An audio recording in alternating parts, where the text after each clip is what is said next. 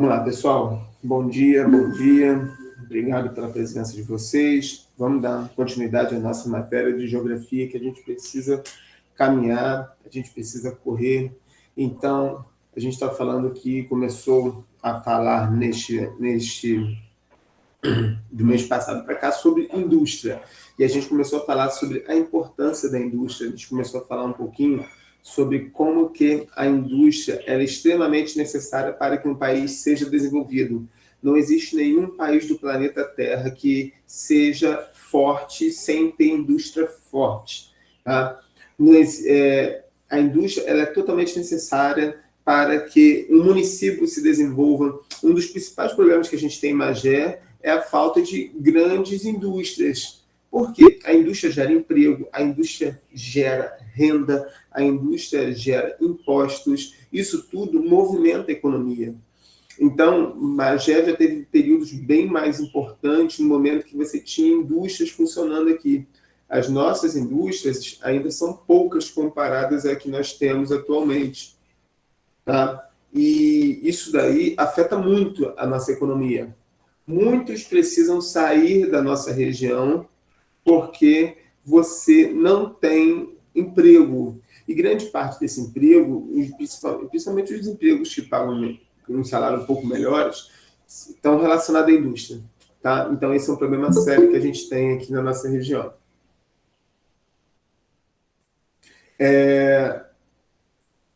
O que acontece?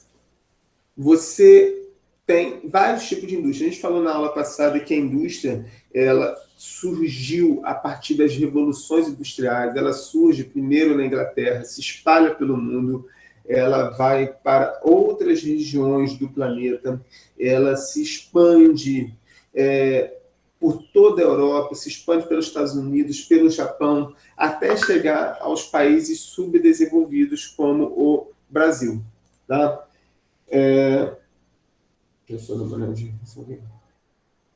Mas o que acontece? O Brasil ele tem uma economia relacionada à indústria ainda muito frágil, porque a nossa indústria é muito recente. A nossa indústria tem 50 anos. Na aula que vem, a gente vai falar uma aula só sobre indústria brasileira e a gente vai comentar um pouco sobre isso. Só que, para a indústria ser desenvolvida de uma maneira forte, ela precisou passar por diversas modificações, ela precisou passar por diversas transformações em seu meio de produção. E é isso que a gente vai falar hoje. Tá? Não vai ser uma aula longa, prometo a vocês. A gente vai falar de modelo de produção industrial.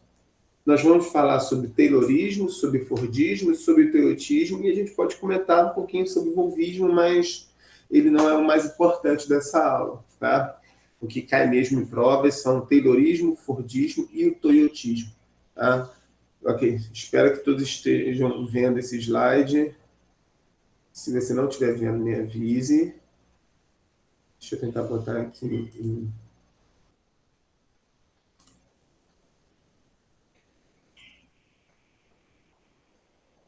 Vou botar em tela cheia. Então,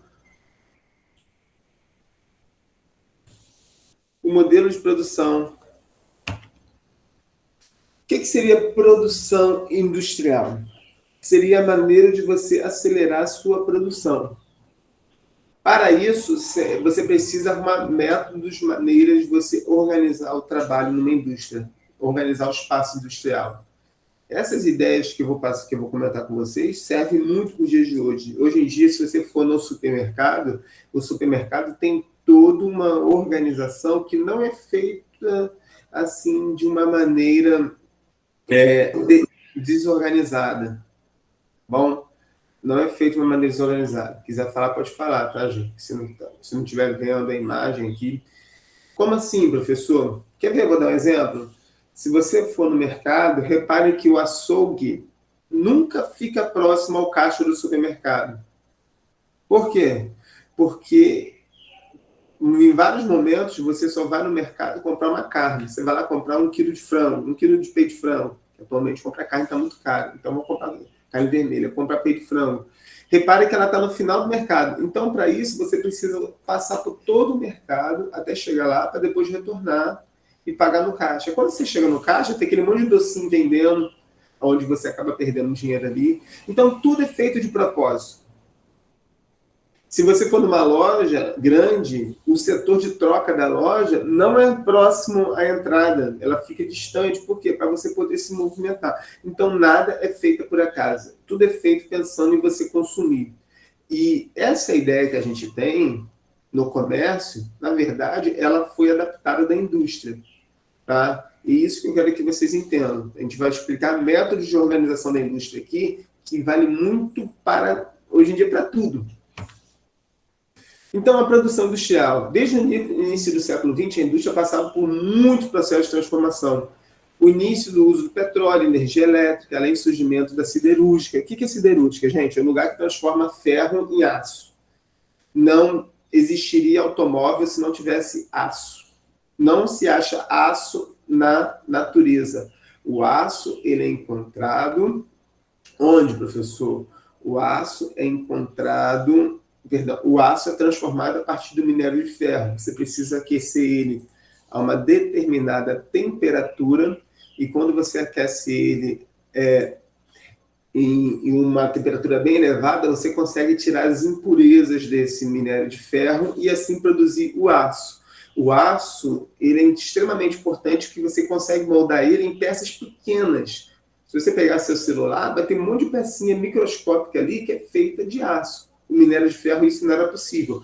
Então, o aço foi extremamente importante na segunda revolução industrial, que foi a revolução onde surge o automóvel, onde surge o motor a combustão, onde os combustíveis fósseis, principalmente o petróleo, vai ter uma força absurda.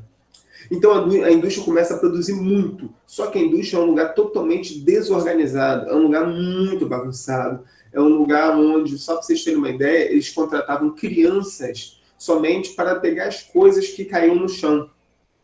E se você trabalha em um lugar desorganizado, você sabe que sua produtividade ela é baixa. Você sabe que você perde tempo por causa da bagunça. Vamos lá, você começa a estudar em casa. Se você não sabe onde está a sua caneta, você fica perdido. Se você não tem uma mesa organizada, você produz menos.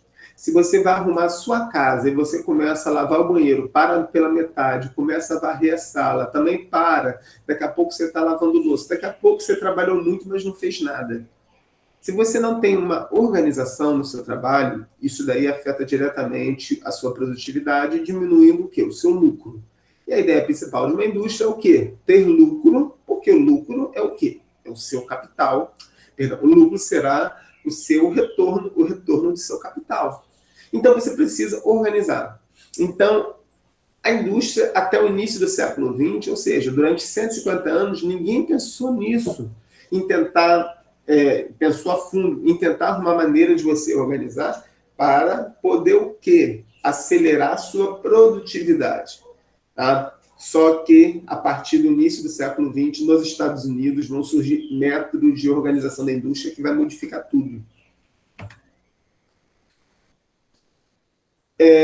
E é interessante que ele coloca aqui que, juntamente com tais processos, houve acirramento da disputa por lucro entre as empresas. O início do século XX nos Estados Unidos vai ser o boom do capitalismo nos Estados Unidos, tanto que esse boom vai ser tão grande que vai gerar a crise de 29, o crack, a quebra da Bolsa de Nova York. Devido a você ter tantas indústrias produzindo e tanto estoque, a gente já vai comentar sobre isso, que vai gerar a quebra dessas empresas. Mas é interessante você pensar que muitas empresas produzindo o mesmo produto. O que faz você ter um maior lucro se você produz a mesma coisa que outra empresa? Você precisa ter um diferencial. Aí que surgiram métodos de organização dessa indústria, tá? Para poder o quê? Aumentar o lucro e principalmente reduzir preço. Em uma indústria, pessoal, não precisa ser indústria, não. Vamos pensar em qualquer comércio. A ideia principal do dono é o quê? Diminuir o seu custo.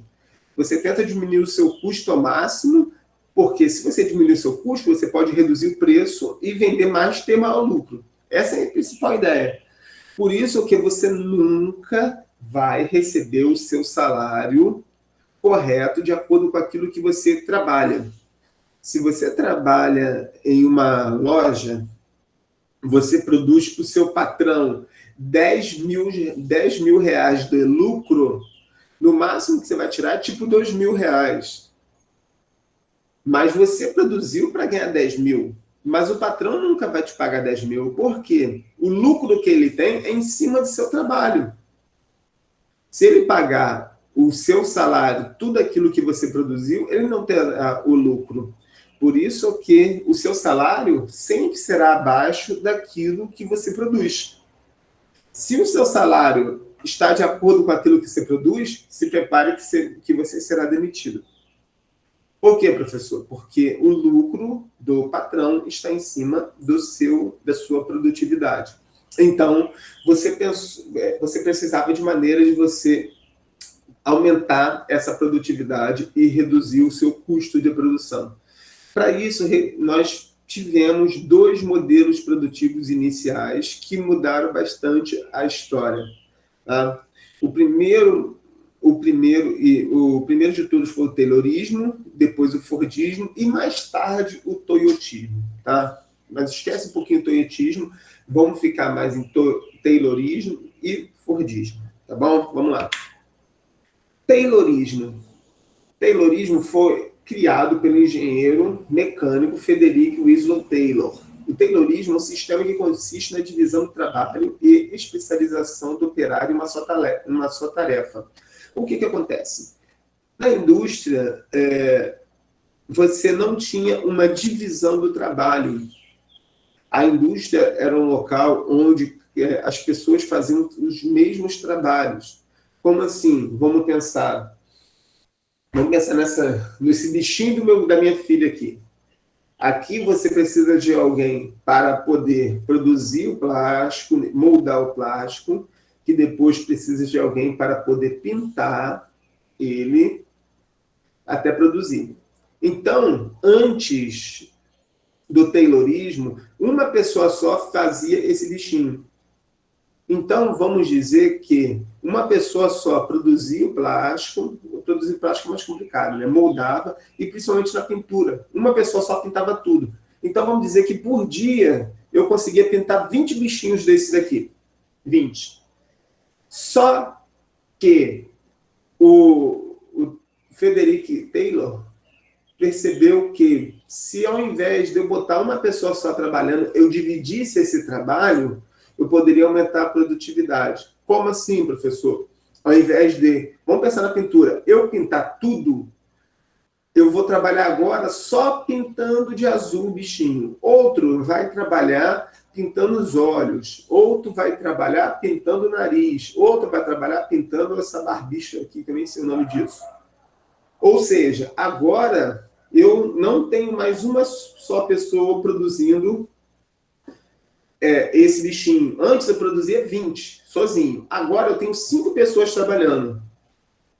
Então, se eu tenho 5 pessoas trabalhando, antes eu era um só, 20, então pelo menos eu tenho que produzir 100 bichinhos por dia para poder valer a pena. Só que agora, ao invés de produzir 100, eu produzo 500 bichinhos. Por quê? Porque agora eu trabalho o dia inteiro fazendo a mesma coisa. Eu trabalho o dia inteiro pintando o olho. Então, ao invés de eu pintar 20 olhos por dia, eu vou pintar 500 olhos por dia. O nome disso é divisão do trabalho. Quando você tem um serviço repetitivo, a tendência é você acelerar o trabalho. Vamos pensar em um supermercado, o cara que trabalha no açougue não é o mesmo cara que trabalha no caixa do supermercado, não é a mesma pessoa que trabalha estocando. Você precisa de quê? Você precisa dividir esse trabalho. E isso daí, vamos pensar na escola. A escola, antes, você só tinha a figura de um professor que ensinava tudo. Só que eles perceberam que era muito mais interessante se você dividisse isso em matérias, em disciplinas, e colocasse um professor para cada um. Você poderia melhorar o seu trabalho. Então, essa divisão do trabalho foi pensada inicialmente por Frederick Taylor. E isso daí teve um papel fundamental na história. A gente aprendeu que se você dividir o trabalho e você colocar uma pessoa para fazer sempre o mesmo trabalho, a tendência desse trabalho é o quê? Acelerar. Bom, Então, ó, esse slide depois eu vou deixar para vocês lá. O trabalhador não precisa mais ter necessidade de conhecer todo o processo de produção. Isso também é muito importante. Porque agora, antes, eu sabia produzir todo esse bichinho aqui. Agora não, eu só sei pintar o olho. Não sei fazer o resto. Então, o que aconteceu? Você consegue aperfeiçoar aquele serviço simples. E outra coisa, o trabalhador agora, eu que antes produzia tudo, agora eu sou pintor desse bichinho, se eu sair dessa empresa, eu não consigo montar uma empresa só para mim. Por quê? Eu não tenho mais o conhecimento total da produção. Eu só consigo fazer um fragmento da produção. E isso daí foi muito importante. Isso daí teve um papel que a gente chama de alienação do trabalhador. O trabalhador, não vai ter mais o conhecimento de todo o processo de produção. Por quê? Porque se ele conhecer todo o processo de produção de um produto, se ele sair daquela empresa, ele pode levar esse conhecimento embora. Agora não. Agora eu só tenho um fragmento do processo de produção. Eu não sei fazer tudo. Você acha que o cara que trabalha numa empresa de celular, um trabalhador da empresa de celular, sabe montar todo o celular? Claro que não. Ele trabalha somente em uma parte daqui. Por que isso? Porque você vai tirar o conhecimento do trabalhador. Tá? E Taylor também vai ter um papel fundamental, que ele vai criar uma função que todo mundo conhece, que é a função do gerente. O gerente, eu já trabalhei em empresa e eu sei disso, o gerente não precisa ser o cara mais inteligente do mundo, mas o gerente precisa ser os olhos do patrão na empresa. O gerente não precisa ser o mais inteligente, mas tem que ser o quê? O mais confiável. Por quê? Porque vai ser o gerente que vai acelerar a produção como? Tentando o quê? Tentando diminuir o tempo morto do trabalhador. A gente já vai falar um pouquinho. Guarda essa palavra tempo morto, que a gente já vai voltar nessa palavra tempo morto. Tá? Então, vamos lá. Eu já expliquei para vocês um pouquinho sobre o que é Taylorismo, tá bom? Então, de novo, no Taylorismo, você tem a figura do gerente, dividir o trabalho, as pessoas começam a trabalhar antes, se você só tinha uma pessoa fazendo um produto, agora você divide em 10. Então, você divide mais a produção, só que você acelera a produção com isso, tá? Porque a pessoa só começa a fazer um fragmento daquela produção, tá? Então, o Taylorismo, ao mesmo tempo, aumentava a produção, barateava os preços dos produtos industrializados, especializava o funcionário e criava essa alienação mental do trabalho, do empregado, já que ele não tem mais esse conhecimento de todo o processo de produção. Tá bom? O Taylorismo é base para tudo aquilo que a gente conhece de indústria hoje em dia, tá, galera? Não só de indústria, de comércio, de empresas, de escritórios, isso tudo está baseado no Taylorismo. Muita coisa que a gente conhece hoje em dia está baseada no Taylorismo. Se você pensar na escola, é Taylorismo purinho. Você tem a figura da direção, secretaria, inspetor, professor, toda essa divisão do trabalho, para o quê? Para poder aperfeiçoar. Só que o Taylorismo tinha os seus gargalos. Como assim? Olha que loucura, pessoal. O Taylorismo tinha a figura do gerente. Vamos voltar para o bichinho da minha filha aqui, o Bidu. Eu trabalho pintando esses olhinhos. O gerente sabe que eu levo 10 minutos para pintar esse olhinho aqui. Aqui o olhinho dele. E ele percebe que agora eu estou levando meia hora para pintar esse olhinho. Por quê? Porque eu estou enrolando. Eu começo a enrolar. E ele, só para você ter uma ideia, vários gerentes, na época do Taylorismo, cronometravam o tempo do trabalhador. Começou a pintar o Bidu, eu tenho 10 minutos para pintar. Se passasse desses 10 minutos, eu poderia ser demitido, porque ele percebe que eu estou enrolando. Só que isso daí também vale muito da técnica do trabalhador. Tem gente que é ruim por natureza, tem gente que não enrola, tem gente que é só ruim. Então, existe um gargalo no Taylorismo, que ele não vai conseguir acelerar o tempo do trabalho, acelerar tanta produtividade, que ele ainda depende muito do conhecimento do trabalhador. Só que aí vai surgir um cara que vai mudar bastante essa história. Um cara chamado Henry Ford. Henry Ford, da marca de automóveis Ford, que todo mundo conhece, mas esse cara, Henry Ford, ele teve um papel, que foi o criador da marca, teve um papel fundamental na história da indústria do planeta. Por quê? Primeiro de tudo, Henry Ford foi um cara que, se eu não me engano, ele faliu 8 vezes até dar certo. Ele não deu certo do dia para a noite. Ele era um engenheiro da área automobilística, que ele queria lançar uma marca de automóveis, e naquela época você tinha uma concorrência muito grande. Eu estou na década de 10 para a década de 20 nos Estados Unidos, tá bom? 1910, 1920. O Taylorismo está bombando. Só que no Taylorismo, prestem atenção nisso, no Taylorismo, o trabalhador vai até o produto. Como assim, professor? O trabalhador é o que se desloca na indústria. Ele não tem uma posição fixa, ele precisa se deslocar até o trabalho. Henry Ford vai mudar isso totalmente. Olha que loucura. Olha que loucura não, olha que parada muito maneira. Olha como que você tem uma mente brilhante que pode fazer você ser bilionário. Henry Ford percebeu que quando você se movimenta dentro da indústria, você perde tempo. E que seria muito mais interessante, ao invés de você se movimentar, o produto se movimenta até você. E ele percebeu como que funcionava um açougue. Se você for em um açougue grande, um açougue frigorífico, tem aquela peça de carne presa no gancho. Você não anda com a peça de carne para lá e para cá. Essa peça de carne está presa numa esteira. Você empurra a peça de carne e a peça de carne anda dentro do açougue. O trabalhador fica parado, a peça de carne vem, você corta a parte que deve, sei lá, você corta o contrafilé e você empurra a carne vai para outra pessoa. Ou seja, ela possui uma esteira. Essa ideia da esteira do açougue, ele trouxe para onde? Para a indústria. Ele percebeu que, se ao invés dele colocar o trabalhador se movimentando, ao invés de ele botar o trabalhador se movimentando na indústria, ele poderia botar o quê? O produto se movimentando até o trabalhador. Com isso, ele cria a ideia da esteira. Essa ideia da esteira rolante vai revolucionar. Essa ideia, pessoal, vai transformar ele no cara mais rico do planeta Terra, naquele momento. Por quê?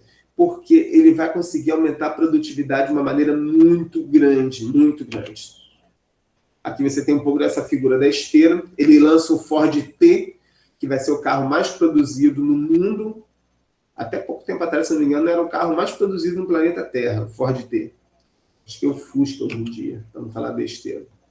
E o Fordismo não ficou só na ideia da esteira, não. Tá? Teve outras também. O Fordismo proporcionou um aumento da produção de carros, que faz com que os próprios funcionários pudessem comprá-lo, aumentando o mercado consumidor do patrão. Olha que ideia interessante. Ele pensou a seguinte coisa. Ele pensou que, se ele desse um salário maior ao seu trabalhador, esse seu trabalhador teria dinheiro para comprar o seu automóvel e, assim, ele tem maior produtividade. Ou seja, se ele tem maior produtividade, ele dá maiores salários ao seu trabalhador, aumenta o consumo, que ele tem maior produtividade. Ele cria uma roda, uma esteira, olha a esteira de novo aí.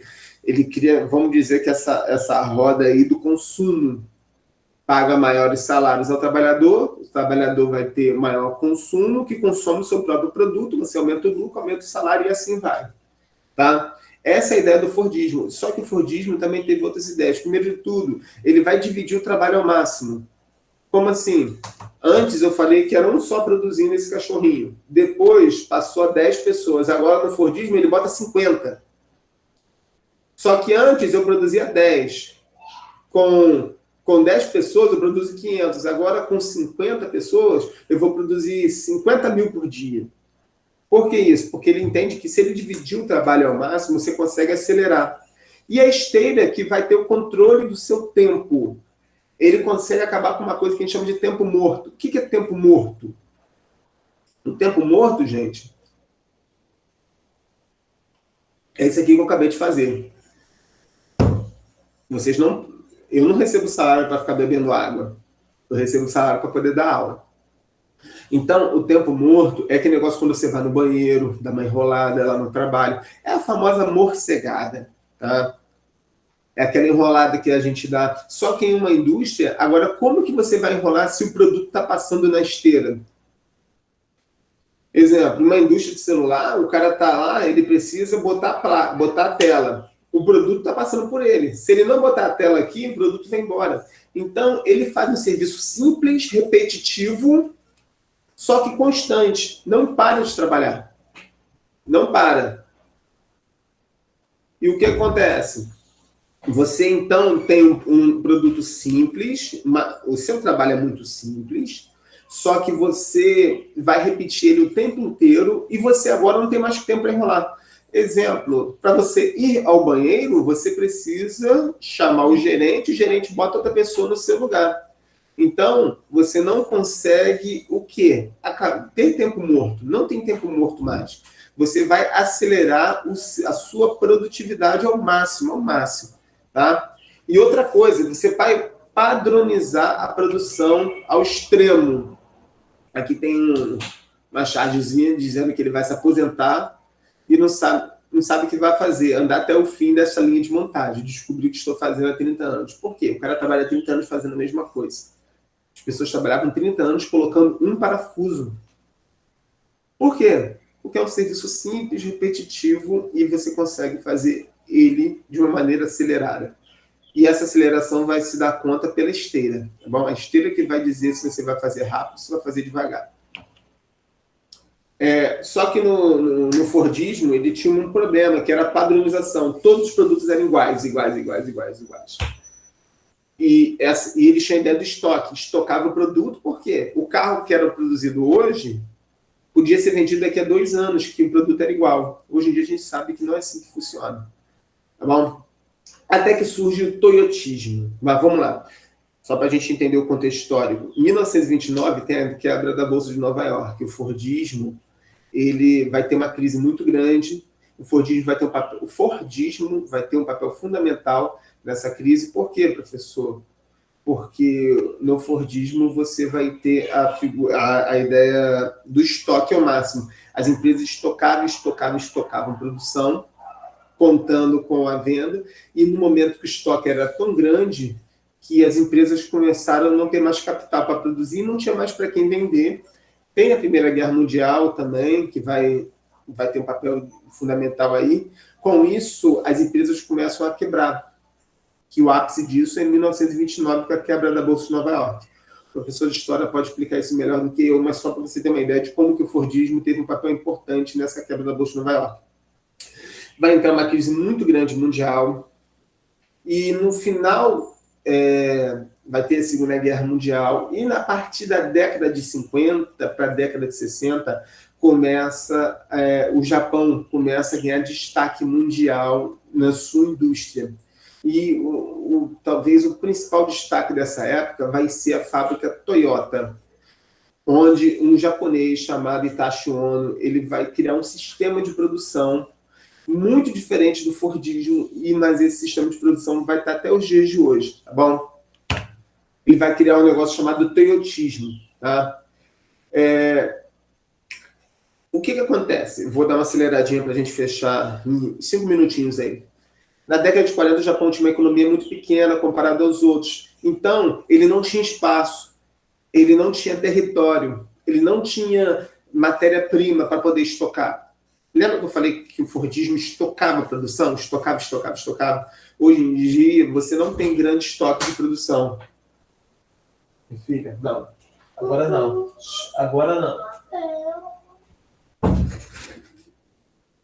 Só um segundo, gente. Desculpa.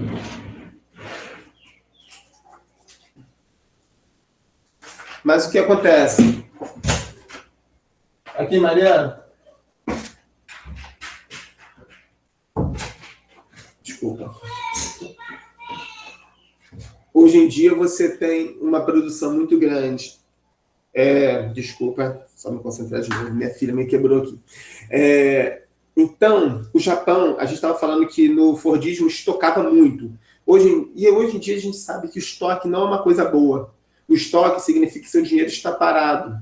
O estoque significa que você não está conseguindo movimentar o seu capital.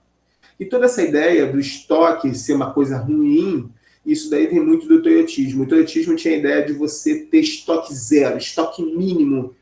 E a ideia do just in time. O que é isso? É você produzir de acordo com a demanda. O que é o modelo just in time? É o modelo que seguia que a produção estava de acordo com a sintonia da matéria-prima do mercado consumidor. Você produzia o produto, a mercadoria, de acordo com a demanda. Ou seja, estou vendendo agora esse celular. Eu não posso produzir, se bem que meu celular nem é tão mais novo. Você acha que a iPhone continua produzindo a Apple continua produzindo aquele iPhone mais antigo? Não, já produz o novo. A ideia de você ter produtos diferentes faz com que você aumente o mercado consumidor. Essa ideia vem muito com o toyotismo. O toyotismo passava a ideia principal de quê? Eu não preciso produzir em grande quantidade. Eu produzo produtos diferenciados que você pode agregar valor a isso. Como assim, professor? Quando lança um iPhone novo, que eu nem sei mais qual que está, ele lança um valor muito acima do que ele vale. Por quê? Você vai criar a ideia de você ter um produto quase que exclusivo. Produtos exclusivos possuem valores mais elevados, valores maiores do que aquele produto vale. Você acha que uma Ferrari tem 3, 4 milhões de reais em peças ali na Ferrari? É claro que não. A Ferrari só custa esse valor todo porque ele produz pouco. Se produzisse muita Ferrari, ele não poderia continuar com esse valor. Então, você produz o produto de acordo com a demanda, tá? E você cria demandas exclusivas. Então, olha que interessante isso daqui. A ideia do elemento temporal. Ou seja, o produto, ele não pode ser estocado. Para isso, o que você faz? Você cria produtos diferentes a cada período. Todo ano o iPhone lança um telefone novo. A Apple, melhor dizendo, lança um iPhone novo. Todo ano a Samsung lança um monte. Já está no S20 e pouco já. Por que isso? Para você criar novas demandas. Seu telefone nem está ruim, mas você pensa naquele novo que já foi lançado. Por quê? Produtos diferenciados. E a ideia vem do toyotismo, tá, gente? O toyotismo cria a ideia de você ter o estoque mínimo. E outra coisa, não precisa ter grande quantidade de pessoas trabalhando. A ideia principal é você ter, com o avanço tecnológico, diminuição da mão de obra, mas uma mão de obra agora mais qualificada. Ao invés de ter 10 pessoas pintando o carro, só tem um que controla o robô que vai pintar o carro. Então, isso está muito ligado ao toyotismo. Só que isso vai provocar o quê? Desemprego. Tá bom, gente? O volvismo eu não vou falar. É um outro modelo que surge na Noruega. Eu posso até falar em outra aula, mas só para a gente fechar por agora, que são 10 horas, e eu vou para uma outra aula, a gente precisa, então, só entender que atualmente a gente está no toyotismo, que é um sistema que o estoque é mínimo. Por quê? Porque o produto é diferenciado em uma escala de tempo muito rápida. Você não tem tantos trabalhadores, porque agora há uma modernização da indústria gigantesca, com isso gera o quê? Desemprego. Tá? E você vai ter vamos lá de novo, uma mão de obra qualificada, redução de número de trabalhadores, e esse modelo toyotismo se espalha por todo mundo. E é o que está valendo para os dias de hoje, até a nossa próxima revolução industrial. Bom,